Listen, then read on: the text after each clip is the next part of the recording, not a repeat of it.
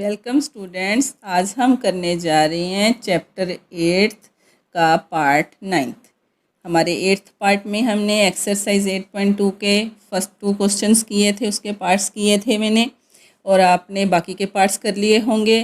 तो जो बाकी के 3rd और 4th क्वेश्चन था वो हम आज सॉल्व करने जा रहे हैं। और साथ में हमने पिछले वीडियो में मैंने ये भी बताया था कि आप कैसे थोड़े से टाइम में अपना टेबल प्रिपेयर कर सकते हो, तो अब आपने उस पर भी प्रैक्टिस किया होगा। चलो ठीक है, अभी हम अपना क्वेश्चन स्टार्ट करते हैं। तो क्वेश्चन 3rd है जो इस एक्सरसाइज का। वैसे हमने इस तरह से एग्जाम्पल की थी, इसकी एग्जाम्पल 8 आपको याद आ रहा होगा, वो भी इसी तरह की थी। तो हम सॉल्व करते हैं अब इसको। वहाँ पर क्या था, साइन और कोस की वैल्यूज़ थी उस एग्जाम्पल में हमारी। इसमें हमने टेंजेंट लेना है। तो क्या गिवन है, if tangent a plus B की वैल्यू गिवन है, a plus B is equal to √3। ठीक है। और दूसरी इक्वेशन हमें इन्होंने दी है, tangent a minus B is equal to 1/√3। ये आपको गिवन है। तो उन्होंने हमें कहा है क्वेश्चन में कि हमें a और b की क्या करनी है, वैल्यू फाइंड आउट करनी है। ठीक है। तो फिर अभी हम फिर से हमें अपने टेबल की ज़रूरत पड़ेगी। तो मैंने जो हमारी लास्ट वीडियो में हमने टेबल यूज़ किया था उसी को मैं यूज़ कर रही हूँ। अब मैं दोबारा प्रिपेयर नहीं कर रही। ठीक है ना। आप बोलोगे मैम ऐसी अब हमें आ गया, आपको ज़रूरत नहीं है बार बार करने की। लेकिन अगर आपको ज़रूरत हो तो आप फिर से मेरे से पूछ सकते हो, मैं बता दूँगी। तो मैं अभी वही यूज़ कर रही हूँ।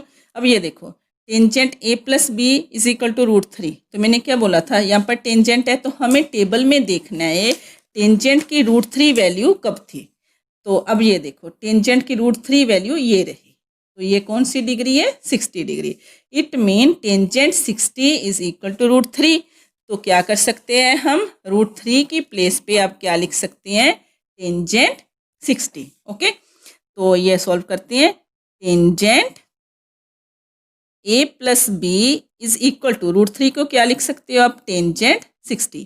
तो उसके लिए मैंने फिर क्या बोला था, अगर ये दोनों इक्वल हैं, ये भी टेंजेंट रेशो है, ये भी टेंजेंट रेशो, अगर दोनों इक्वल हैं तो इसके थीटास भी क्या होंगे, इक्वल। तो it means a plus B is equal to 60 degree. तो हमने ये अभी एक इक्वेशन बन गई।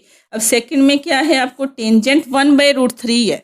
इट मीन्स हमें देखना है कि टेंजेंट 1/√3 कब है। वो हमने जब टेबल देखा, ये रही 1/√3 की वैल्यू, कब है, 30 डिग्री। तो it means tangent 30 degree is equal to √1/3। तो यहाँ पर हम फिल कर लेंगे, tangent a minus B is equal to tangent 30 degree. Okay. बाकी तो अब आपको समझ आई गया कि कैसे सॉल्व करना है। तो ये देखो, अब आपके पास ये फर्स्ट और सेकंड 2 इक्वेशंस बन गई। ठीक है।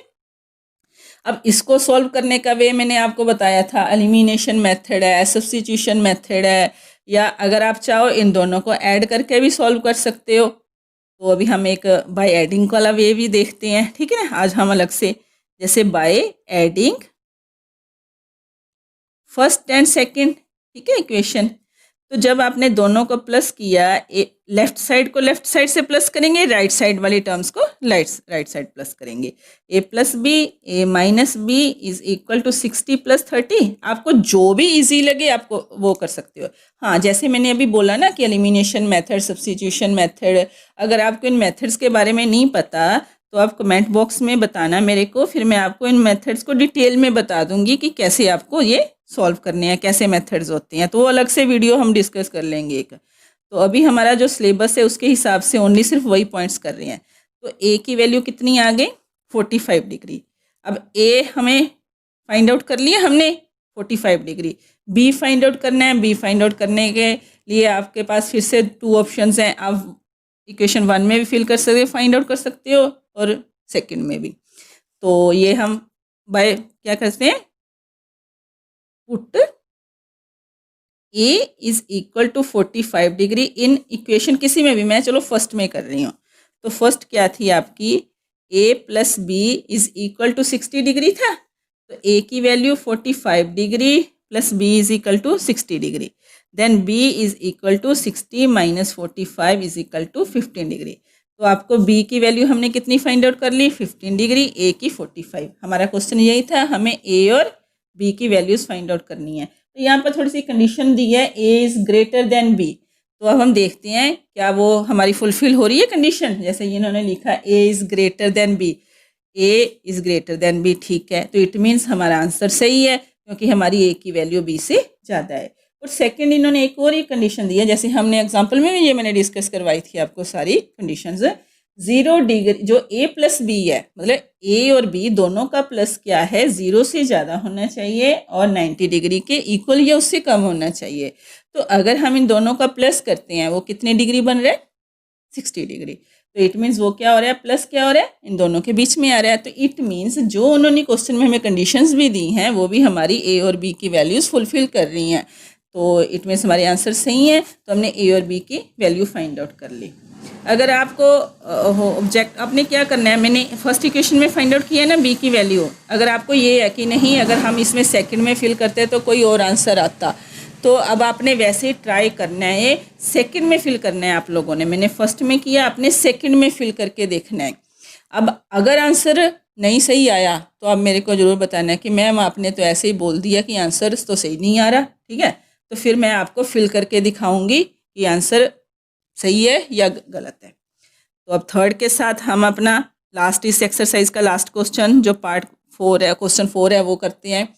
और फोर्थ क्वेश्चन में क्या लिखा है, ट्रू फॉल्स हमें बताने हैं। हमें जो क्वेश्चंस दिए हैं उसमें पार्ट्स दिए हैं और साथ में जस्टिफिकेशन योर आंसर लिखा है। तो इट मीन्स हमें ओनली यही नहीं लिखना है कि ये ट्रू है या फॉल्स है, तो हमें ये बताना भी है कि ट्रू और फॉल्स क्यों है। तो जैसे फर्स्ट पार्ट है, इसका फर्स्ट पार्ट क्या है, sine A plus B is equal to sine A plus sine B. अब क्या करते हैं बच्चे, यहाँ पर इसको ट्रू लिख देते हैं क्योंकि उनको क्या लगता है, जैसे हम लोग वो करते थे ना, बी ए को अगर मल्टीप्लाई बी प्लस सी से किया, जैसे हमारी वो फॉर्मूला भी था अलजेब्रे का, A into B plus C is equal to A B plus B C. Similarly ये होगा sine A sine B, but नहीं, ये ट्रिग्नोमेट्रिक रेशियोज बिल्कुल सेम वैसे ही नहीं है, इसमें थोड़ा सा अलग सी है। ये दोनों, इसको हम अभी मैं क्लियर करती हूँ कि ये इक्वल क्यों नहीं है। तो वो उसके लिए हमें क्या करते हैं, हम लोग ए की वैल्यूज़ लेते हैं। ए की वैल्यूज़ आप कोई भी ले सकते हो, तो मैं ले रही हूँ इफ़ जैसे ए, अगर ए मैं 60 डिग्री ले रही हूँ और बी क्या ले रही हूँ 30 डिग्री, तो मैं ये ए 60 और बी 30 क्या करूँगी, इनमें फिल करके देखती हूँ। अगर तो दोनों की वैल्यू सेम आ गई फिल करने से, ठीक है, फिर तो हमारा ये क्या है, ठीक है। अगर नहीं आ रही तो फिर ये फॉल्स हो जाएगा, ट्रू नहीं है। तो पहले मैं इसमें फिल कर रही हूँ, जैसे साइन क्या हुआ 60 प्लस 30, ठीक है, is equal to sine 60 plus sine 30। Okay, अब साइन 60 प्लस साइन 30 कितना बन गया, sine 90, sine 90 degree is equal to, अब साइन 60 की हम सीधी, चलो अभी वैल्यू मैं नहीं लिखती, फिल करेंगे इकट्ठा ही, sine 60 plus sine 30। Okay, sine 90, अब हम टेबल की ज़रूरत पड़ेगी तो वही वाला टेबल यूज़ कर रहे हैं। ये देखो साइन 90 हमारा कितना आया 1, तो यहाँ पर हमने क्या लिख दी, वैल्यू 1। अब साइन 60 कितना था आपका, √3/2, तो यहाँ पर हमने वैल्यू √3/2 लिखा। ओके, प्लस साइन 30 कितना है, हाफ, तो हमने क्या लिख दिया, हाफ। जब आप इसको सॉल्व करोगे 2 LCM लिया, √3 + 1। अब क्या मुझे बताओ, ये 1 इज़ इक्वल टू, यहाँ पर लिखा है 1 इज़ इक्वल टू √3 + 1/2, ये ट्रू है, नहीं, ये दोनों इक्वल नहीं है। इट मीन्स ये जो इन्होंने बताया कि sine A plus B is equal to sine A plus sine B, ये फॉल्स है। तो इसका आंसर क्या हो गया, ये क्या है आपका आंसर, फॉल्स। ठीक है, तो ये फर्स्ट पार्ट हमने सॉल्व कर लिया, ये फॉल्स है। अब सेकंड पार्ट इसका क्या लिखा है, the value of sine theta increases as theta increases.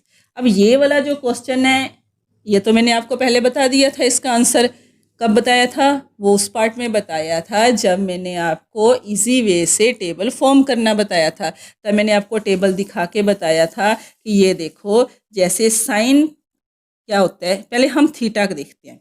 जैसे जैसे ये देखो थीटा इस तरफ से इंक्रीज हो रहा है, पहले थीटा 0 डिग्री था, फिर 30, 40, 60, 90, मतलब थीटा इंक्रीज हो रहा है। देन हमने साइन थीटा की वैल्यू देखते हैं। साइन थीटा 0 पे 0 है, 30 पे हाफ है, 45 पे 1/√2 है। यहाँ पर मैंने बताया भी था, मैंने बोला था कि अभी आपने क्या करना है, इसको डेसिमल में कन्वर्ट करके देखना है कि रूट में अभी आपको अगर क्लियर नहीं हो रहा कि थीटा इंक्रीज़ हो रहा है, तो मैंने आपको तब बोला था कि आपने क्या करना है, इसको डेसिमल फॉर्म में कन्वर्ट करके फिर देखना है कि थीटा इंक्रीज़ हो रहा है। तो आपने किया होगा, तो अब आपको पता चल जाएगा जब आप वो टेबल देखोगे तो क्या हो रहा है, वो इंक्रीज़ हो रहा है। ठीक है ना, थीटा जैसे जैसे हम उस तरफ जा रहे हैं वो क्या हो रहा है, इंक्रीज़ हो रहा है। तो इट मीन्स ये क्या हो गया, सेकंड पार्ट हम लिख देंगे यहाँ पर ट्रू।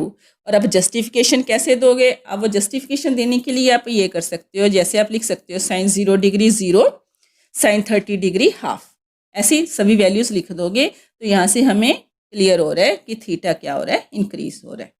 अब जो इसका थर्ड पार्ट है वो देखो इसी से रिलेटेड है। थर्ड पार्ट में क्या दिया है इन्होंने, वहाँ पर साइन थीटा था, यहाँ पर क्या लिखा है इन्होंने, कोस थीटा। यहाँ पर इन्होंने लिखा है कि the value of cos theta increases as theta increases. वही हम फर्दर हम हमारा टेबल देखते हैं। तो अब देखो, तो अब ये भी बात मैंने बताई थी कि लेकिन साइन थीटा इंक्रीज हो रहा है थीटा इंक्रीज होने से, बट कोस थीटा क्या हो रहा था, डिक्रीज हो रहा है थीटा इंक्रीज होने से। तो सेम वही प्रोसेस हम इसको जस्टिफिकेशन लेंगे तो हम बता देंगे कि ये फॉल्स है, कि कोस थीटा इंक्रीज नहीं होता थीटा इंक्रीज होने से, वो क्या होता है, डिक्रीज होता है। तो आपके इसके फोर्थ पार्ट क्वेश्चंस के क्या हो गए, हमने थर्ड पार्ट कर लिए। अभी मैं इसका जो फोर्थ और फिफ्थ पार्ट है उसको हम सॉल्व करते हैं।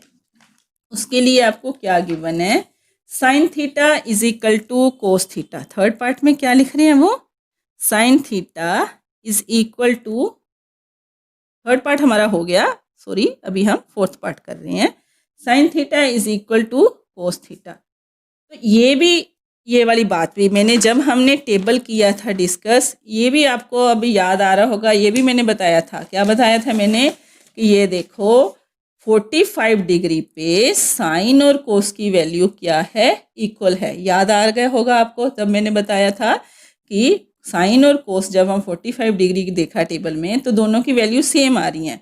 तो जब हमने बाकी की वैल्यूज़ का कंपैरिजन किया वो वैल्यू सेम नहीं थी, वो क्या थी, डिफरेंट थी।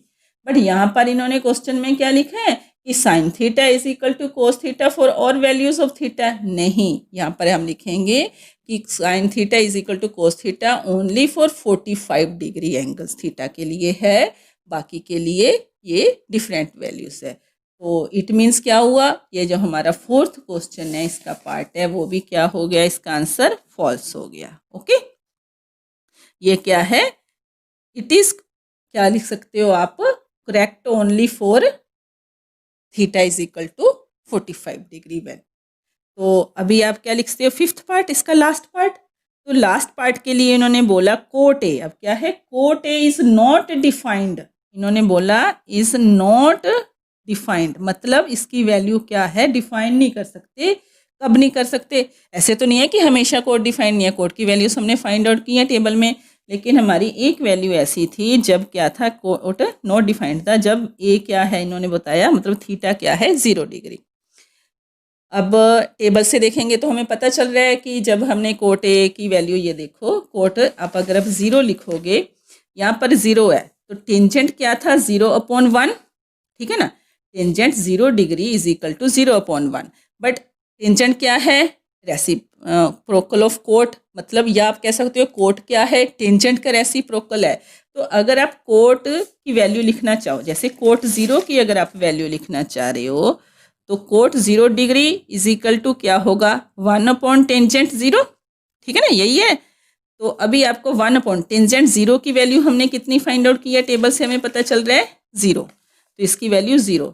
तो 1/0 क्या हो गया, अगर किसी की वैल्यू है वो इन्फानाइट या नॉट डिफाइंड, इट मीन्स ये क्या हो गया, आपको जस्टिफिकेशन भी कर दी हमने ऐसे, तो ये क्या है, ट्रू हो गया। ये बोल रहे हैं कि वो क्या है, नॉट डिफाइंड है when A is equal to 0। तो इसी के साथ हमारा क्या हुआ, थर्ड और फोर्थ दोनों क्वेश्चंस कंप्लीट हो गए। तो ये वीडियो मैं यहीं पे ख़त्म करूँगी। हमारी जो आगे कम्प्लीमेंट्री एंगल्स की हमने जो रेशियोज़ करनी है ट्रिग्नोमेट्री, वो हम नेक्स्ट पार्ट में करेंगे हमारे।